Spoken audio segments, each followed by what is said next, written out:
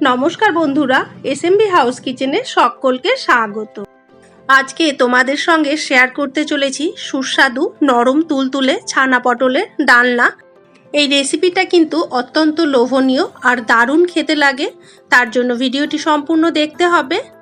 এখানে আমি half litre দুধকে জাল করে নিচ্ছি। দেখো দুধ উতলে উঠেছে। এখন গ্যাসের ফ্লেমটাকে অফ করে দিয়ে 1.5-2 মিনিট মতো ঢাকা দিয়ে রেখে দেবো। তো ঢাকা খুলে নেওয়ার পর দেখো এখানে 3 চামচ ভিনিগার দিয়ে ছানা কাটিয়ে নেব। তবে তোমাদের ইচ্ছে হলে পাতিলেবুর রস বা ছানা কাটানোর পাউডার দিয়েও ছানা কাটিয়ে নিতে পারো। দেখো খুব সুন্দরভাবে ছানাটা কেটে যাচ্ছে। এইভাবে ছানা কাটিয়ে নিয়ে এবার ছানাটাকে ছেঁকে নিতে হবে। প্রথমে একটা ছাঁকনি নিয়ে নিলাম, তার উপর একটা সাদা কাপড় দিয়ে দিলাম। এবার ছানাটাকে এর মধ্যে দিয়ে ছেঁকে নিতে হবে। ছানার মধ্যে ভালো করে জল দিয়ে ধুয়ে নিতে হবে।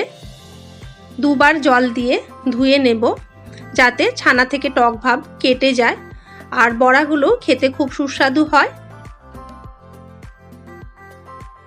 ভালো করে জল দিয়ে ধুয়ে নেওয়ার পর কাপড়টাকে মুড়িয়ে জলটাকে চিপে বের করে নিতে হবে, ঠিক এইভাবে। তারপর ছাঁকনির মধ্যে 15-20 মিনিট এইভাবে রেখে দিতে হবে, যাতে এক্সট্রা জলটা ছানা থেকে বেরিয়ে যায়। এখন ছানাটাকে বেশ ভালো করে ভেঙে নেব। তারপর ছানাটাকে খুব সফটভাবে মেখে নিতে হবে। এবার এর মধ্যে দিয়ে দেব অল্প একটু লবণ, নামমাত্র চিনি দিয়ে দিচ্ছি, অল্প একটু লঙ্কা গুঁড়ো, 1 টিস্পুন আদা বাটা, আর দিয়ে দেব 1 টেবিল স্পুন ময়দা। তারপর খুব ভালো করে মেখে নেব। আর মাখাটা যত ভালো হবে ছানা বড়ার টেস্ট কিন্তু তত ভালো হবে। দিয়ে দিলাম অল্প একটু গরম মশলা।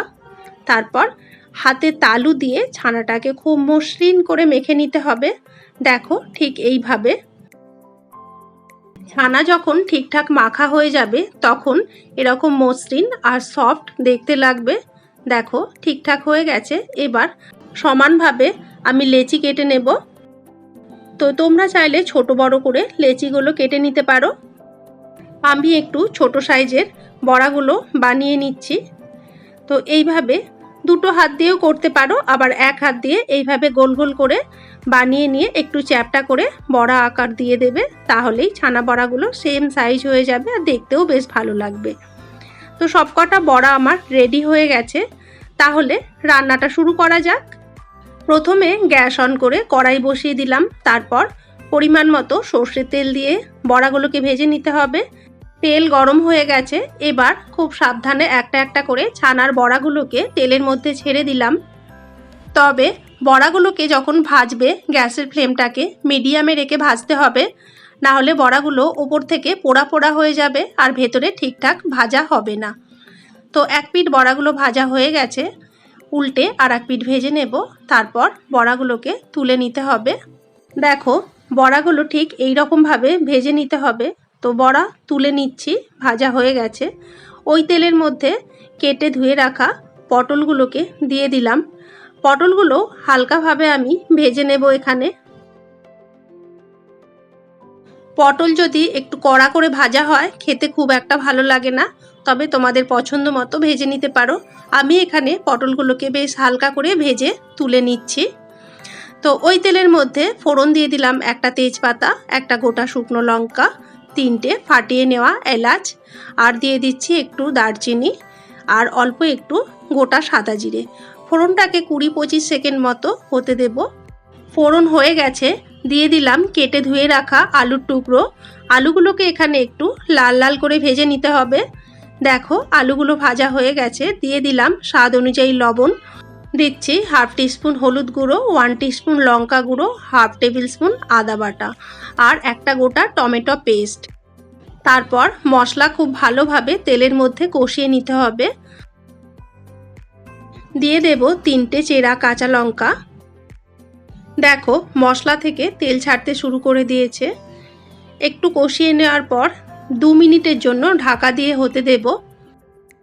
ঢাকা খুলে নেওয়ার পর আবার নাড়াচাড়া করে কষতে থাকবো। তো মশলাটা একটু ড্রাই হয়ে গেছে, তাই খুব সামান্য পরিমাণে এখানে জল দিয়ে দিচ্ছি। জল দিয়ে আবার খুব ভালো করে মিশিয়ে কষতে থাকবো। এবার দিয়ে দিচ্ছি আগে থেকে ভেজে রাখা পটল। পটল আলু মশলা একসঙ্গে কষিয়ে নিতে হবে বেশ ভালো করে। আলু পটলগুলোকে একটু সময় নিয়ে বেশ ভালো করে কষে নিতে হবে। খুব ভালোভাবে কষানো হয়ে গেছে, দেখো তেল ছেড়ে দিয়েছে খুব সুন্দর করে। এখন দিয়ে দিলাম পরিমাণ মতো জল। জল মশলা একসঙ্গে মিশিয়ে নিয়ে ঝোলটাকে কিছুক্ষণের জন্য ফুটতে দেব। ঝোল ফুটে রেডি হয়ে গেছে। এবার দিয়ে দেব আগে থেকে ভেজে রাখা ছানার বড়া। বড়াগুলোকে ঝোলে দেওয়ার পর 5-6 মিনিট ধরে ফুটিয়ে নেব। দেখো বন্ধুরা, ছানা পটলের ডালনার উপর থেকে খুব সুন্দর করে তেল ছেড়ে দিয়েছে। এখন দিয়ে দিলাম খুব সামান্য চিনি। তারপর একটু নেড়ে নিয়ে